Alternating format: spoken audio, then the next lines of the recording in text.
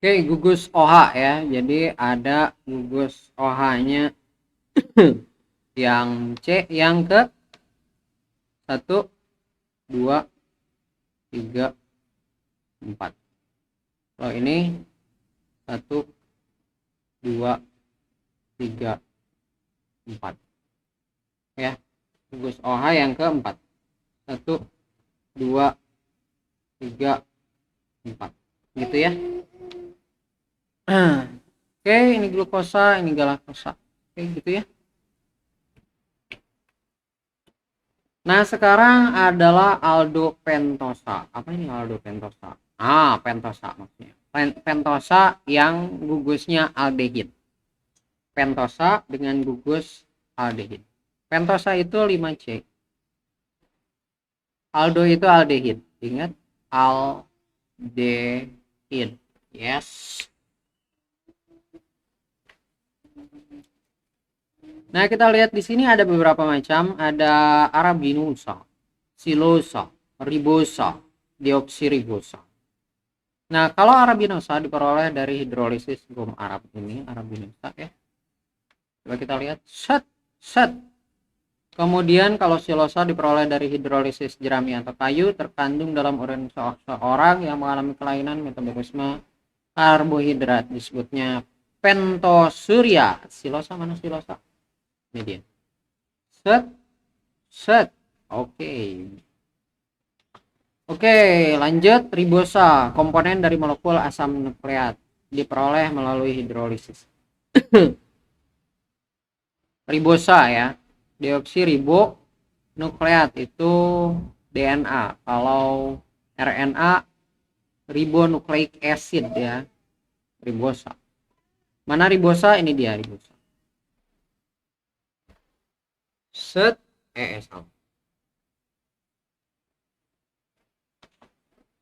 set, set. Oke, oke. Kalau yang bawah itu enggak ya. Nah, kemudian ada juga deoksiribosa. Deoksiribosa. Ini gimana? Set. Kenapa kayak gitu? Deoksiribosa, ini deoksiribosa. Berarti dia kehilangan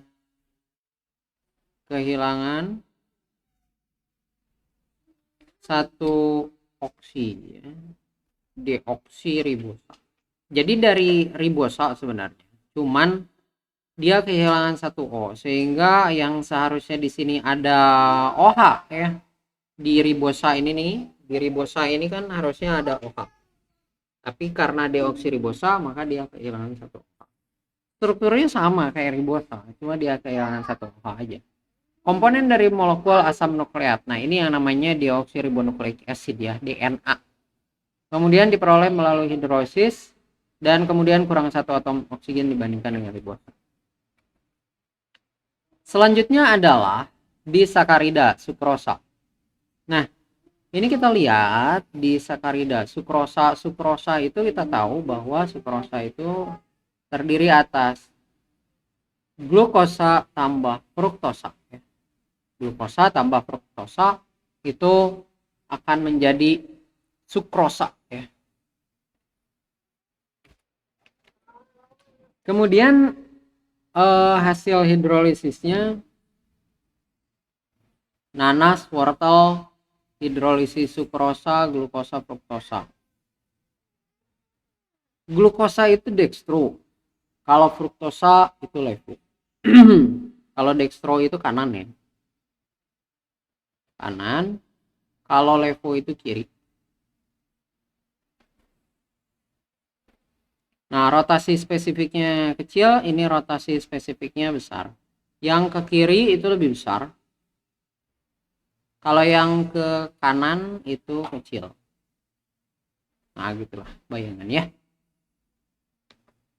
Gabungan keduanya akan menghasilkan inversi. Nah, jadi ceritanya sukrosa itu kalau misal dihidrolisis itu kan jadi ada glukosa, ada fruktosa ya kan. Nah, glukosa itu kan ke kiri. Glukosa ke kanan.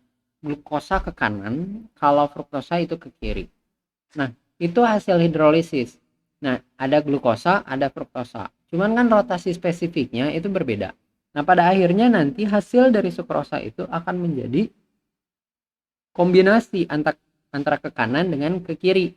Sehingga nantinya eh, karena yang ke kanan lebih kecil daripada yang ke kiri, maka dia akan menyimpang ke kiri nanti hasil dari hidrolisisnya. Hasil hidrolisisnya akan lebih menyimpang ke kiri. Dan itu disebutnya inversi ya, pergeseran sudut putar. Dan hasil hidrolisis ini disebut juga gula inversi atau gula invert. Gula invert. Madu lebah mengandung lebih banyak gula invert sehingga rasanya lebih manis daripada gula biasa. Nanti akan kita bandingkan apa bedanya glukosa, fruktosa dengan gula invert ya. Tingkat kemanisannya. Kemudian gula yang masuk ke dalam usus halus akan dihidrolisis oleh enzim sukrase. Akan dihidrolisis oleh enzim sukrase. Jadi gula sukrosa itu untuk dihidrolisis disederhanakan dia digunakan enzim sukrase ya. Sukrase dan invertase.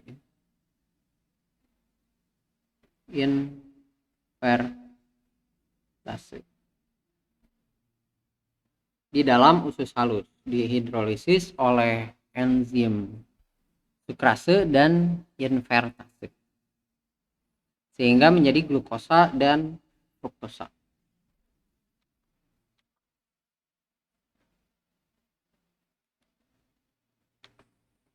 Glukosa plus fruktosa gitu ya. Enzim sukrase, ingat kalau amilum, oh ya nanti akan dijelaskan ada amilum juga ya. Nah, di sini kita lihat gimana ikatannya. Kita definisikan ikatannya. Ikatannya itu C1 pada glukosa. Ini glukosa dan fruktosa kan. Nah, ini kita tahu ada cincin, aduh apa tadi ya? Cincin piran ya. Cincin apa sih? Ini cincin piran yang 6. Cincin piran yang 5. Cincin piran, ini cincin piran. Cincin piranosa. Ini cincin furanosa. Furanosa, cincin furanosa 5. Dan ini adalah fruktosa. Fruktosa dan ini adalah glukosa. Dan ini yang namanya ikatan OH glikosidik. Ini kita sebut ini ikatan OH glikosidik, ikat OH glikosidik. Glikosidik. Ya. Dan ini ikatan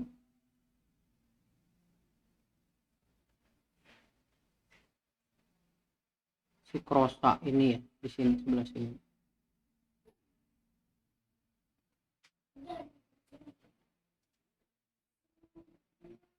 Glikosidik sukrosa ini dia enggak reaktif terhadap reaksi Fehling-Tolen ya, sukrosa nih.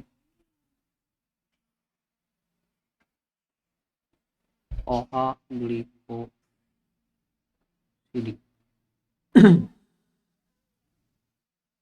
Ikatan OH glikosidik. Nah, jadi di sini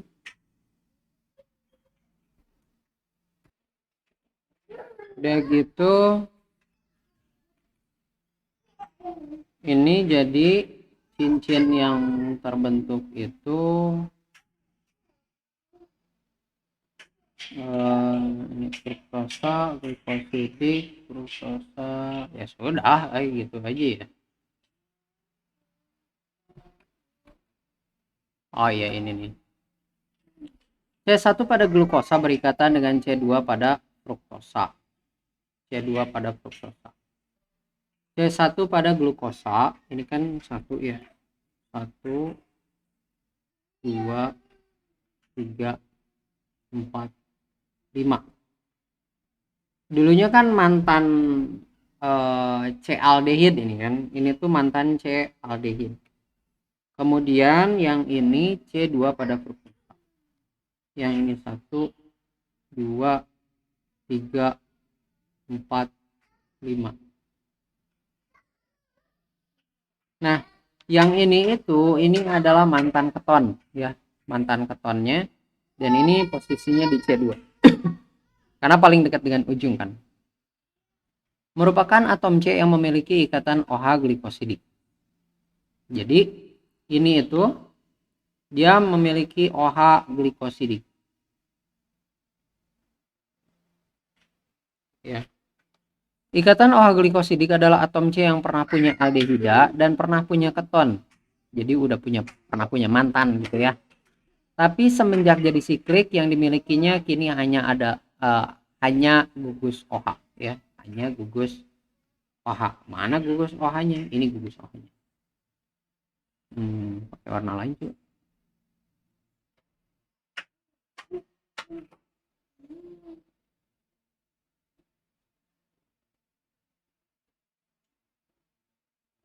Ini mana gugus OH? Belakang aja. Gitu ya. Oke, lanjut.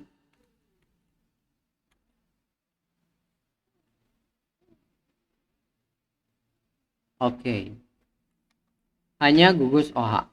Jadi dengan ikatan OH glikosidik tersebut pada glukosa dan fruktosa akan membentuk ikatan yang disebut ikatan glikosidik. Jadi ini itu adalah ikatan glikosidik. Kita sebut dengan ikatan glikosidik. Sukrosa yang terbentuk dinyatakan tidak memiliki gugus OH glikosidik, aldehida maupun keton bebas.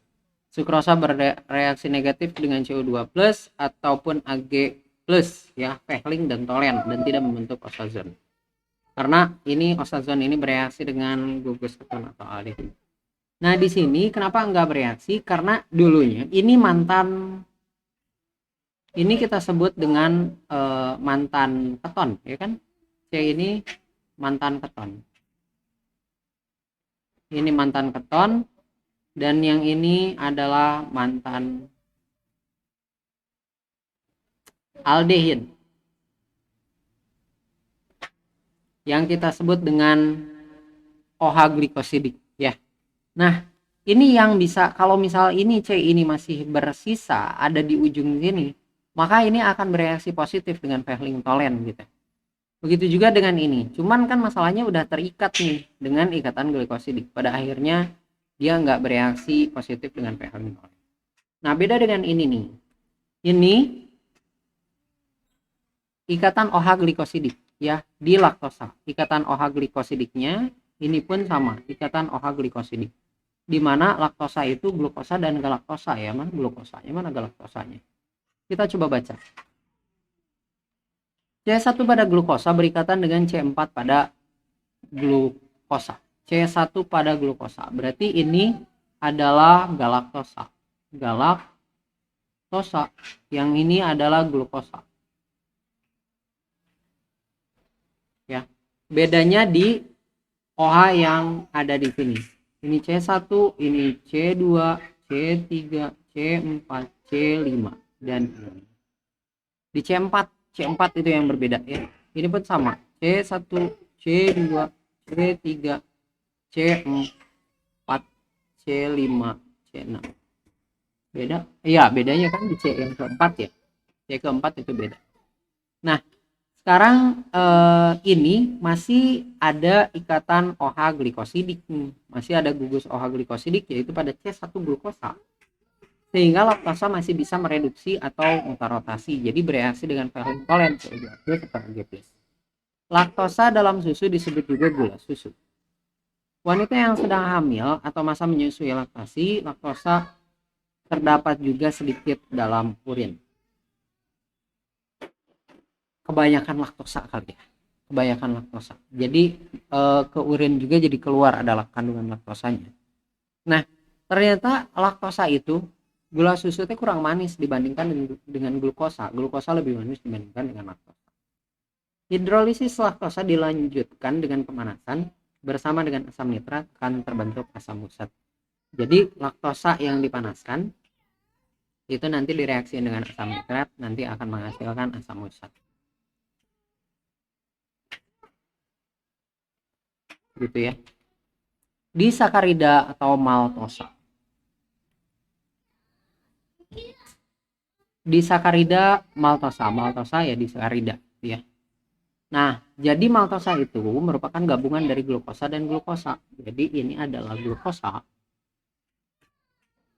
Glukosa ini pun sama, ini pun adalah glukosa. Nah, C1 pada glukosa, C1 yang ini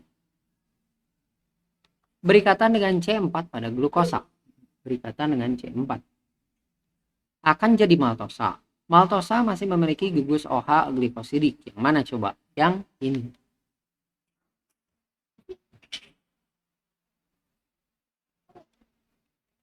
Yaitu pada C1 glukosase. Sehingga maltosa masih bisa mereduksi atau mutasi. Jadi bisa bereaksi dengan Fehling dan Tolen. Hidrolisis amilum menggunakan asam atau enzim. Enzimnya enzim maltase ya. Sebelum menghasilkan glukosa, akan melewati maltosa sebagai zat antara. Oh, amilum. Amilum itu dihidrolisis menggunakan amilase. Nah, gitu ya.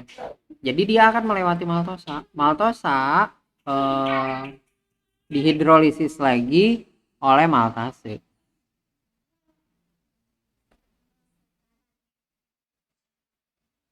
Kalau zat antara ini apa? Zat antara dihidrolisis jadi antara. Hidrolisis amilum menjadi maltase oleh enzim amilase, ya kan? Maltosa jadi glukosa oleh enzim maltase. Tingkat kemanisan maltosa itu lebih manis daripada gula susu. Maltosa mudah larut dalam air. Loh, dua. Oh, 2 slide. Oke. Nah, sekarang kita lihat nih ada tingkat kemanisan. Siapa yang paling manis? Tentu bukan saya. Yang paling manis adalah fruktosa. Fruktosa itu yang paling manis. Kalau honey itu adalah glukosa plus fruktosa. Jadi ada campuran fruk dan glu. Jadi manisnya yang sedang-sedang aja ya. Kemudian glukosa di bawah gula.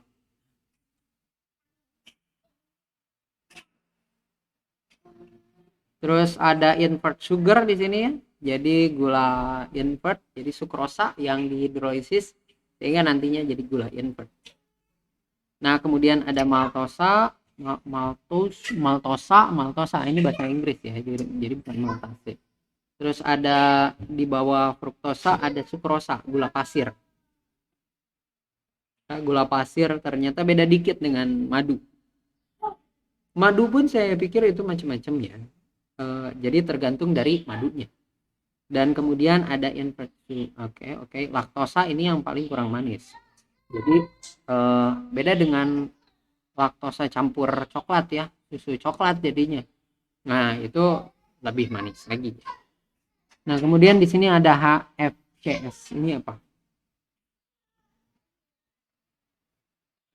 High fructose corn syrup ya. Sirup corn syrup. Jadi fruktosa dari jagung tinggi fruktosa. Sirup jagung tinggi fruktosa ya. Nah, kemudian ada polisakarida amilum. Nah, sekarang kita beranjak ke polisakarida. Tadi kita berbicara tentang disakarida. Ada sukrosa, ya, disakarida itu ada sukrosa, ada laktosa, ada maltosa. Kalau monosakarida itu ada galaktosa, ada glukosa, dan ada fruktosa gitu ya. Kalau invert sugar itu berasal dari hidrolisis sukrosa. Nah, kemudian polisakarida amilum. Sekarang kita membahas tentang monosakarida kompleks atau rangkaian monosakarida. yang itu bisa sampai ratusan sampai jutaan monosakarida ya. Kemudian ini amilum ini terdapat pada sebagian besar tumbuhan, pada umbi, daun, batang, biji-bijian, itu ada amilum. Amilum itu sama dengan pati. Tapi pati pun ada yang bisa dimakan, ada yang enggak ya. Batang pohon sagu mengandung pati yang jika dikeluarkan jadi makanan khas orang Maluku. Sagu ya. Umbi pada ubi jalar atau ketela pohon mengandung pati yang cukup banyak. Ketela pohon juga jadi bahan pembuatan tapioka. Tapioka. Tepung singkong ya. Tepung singkong. Butir pati untuk satu tanaman dengan tanaman lain berbeda-beda bentuknya. Beda-beda nih. Jadi nasi juga mengandung pati. Tapi kalau antara nasi Indonesia dengan nasi Jepang itu beda ya. Kalau nasi Indonesia itu lebih bear, lebih butirannya lebih terpisah. Tapi kalau nasi Jepang itu butirannya lengket-lengket, ya kan? Nah sekarang ini terdiri atas dua macam polisakarida, amilosa dan amilopektin, ya. Amilosa dan amilopektin. Amilosa pada umumnya terdiri atas 250 sampai 300 unit D-glukosa terikat dengan alfa 1,4 glikosidik. 1,4. Ini juga glukosa ya. 1,4 glikosidik, molekulnya rantai terbuka. Gimana ini sebutan alfa? Masih ingat nggak sebutan alfa 1,4 glikosidik? Alfa itu berarti ada di bawah ya, ada di bawah. Ada di bawah. Ada di bawah.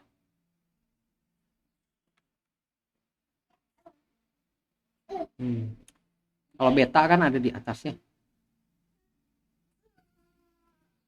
Nah ini kalau misal ngebentuk saling berikatan, ini nantinya akan jadi kayak gini, panjang sekali.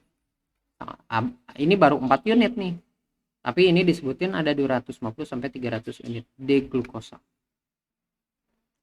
Selanjutnya terdiri atas lebih dari 1000 unit D-glukosa. Bagian ikatan 1,4 glikosidik ini amilopektin ya. Amilopektin itu lebih dari 1000 unit D-glukosa. Ikatannya alfa 1,4 glikosidik, ini 1,4 glikosidik. Dan sebagian 1,6 glikosidik. Apa nih 1,6? Ini 1,6.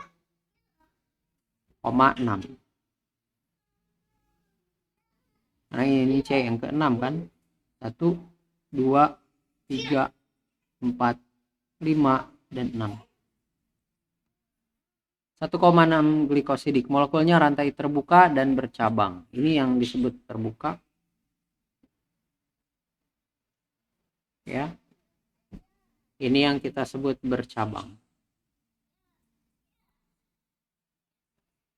Molekulnya lebih besar dibandingkan dengan amilosa. Jadi lebih besar dibandingkan dengan amilosa. Ini amilopektin besar, amilosa itu kecil ya. Jadi seingat saya jadi amilopektin itu lebih banyak dalam kandungan nasi Jepang dibandingkan dengan amilosa ya. Oleh karena itu struktur dari nasi Jepang itu lebih lengket dibandingkan dengan nasi Indonesia ya. Jadi nasi Indonesia nggak cocok kita pakai sumpit. Tapi kalau nasi Jepang cocok pakai sumpit ya. Jadi kayak ketan gitu lah. Tidak larut dalam air dingin tapi larut dalam air panas membentuk koloid kental. Hidrolisis sempurna amilum dibantu dengan asam atau enzim amilase menghasilkan glukosa. Enzim amilase dikeluarkan dari ludah dan cairan yang dikeluarkan pankreas. Enzim amilase mengubah maltosa jadi beta maltosa. Nah, ini terakhir glikogen. Ya. Hidrolisis glikogen atau D-glukosa akan menjadi D-glukosa. Terdapat dalam hati dan otot. Di hati. Di hati. Di hati glukosa dirubah jadi glikogen. Glukosa dirubah jadi glikogen. Jadi kalau misal makan banyak gitu ya, udah gitu nanti kadar glukosa itu kan jadi meningkat lebih dari 70 sampai 100 miligram per 100 mililiter ya. Itu akan meningkat nanti 2 jam kemudian itu akan turun lagi si kadar glukosanya. Kenapa? Karena kerjaan dari hati. Bukan kerjanya dari hati, kerjaannya hati ya. Kerjaannya hati, bukan kerjaan dari hati. Kerjaannya hati mengubah glukosa jadi glikogen. Kadar glukosa dalam darah meningkat, konversi glukosa jadi glikogen. Sehingga kadar glukosa dalam darah normal kembali. Nah, kalau misal kadar glukosa dalam darah itu menurun, nanti pusing-pusing jadi darah rendah ya kan. Udah gitu nanti glikogen akan menyuplai akan jadi glukosa. Nah, di otot ada glikogen. Glikogen itu disebut juga gula otot.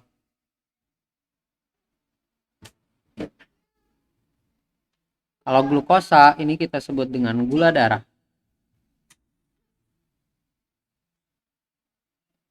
Karena itu disebutnya blood sugar ya. Blood sugar untuk ngecek glukosa. Nah, kemudian digunakan sebagai sumber energi untuk beraktivitas. Sumber glikogen itu ada dari kerang, alga, rumput laut. Glikogen yang larut air dapat diendapkan dengan penambahan etanol.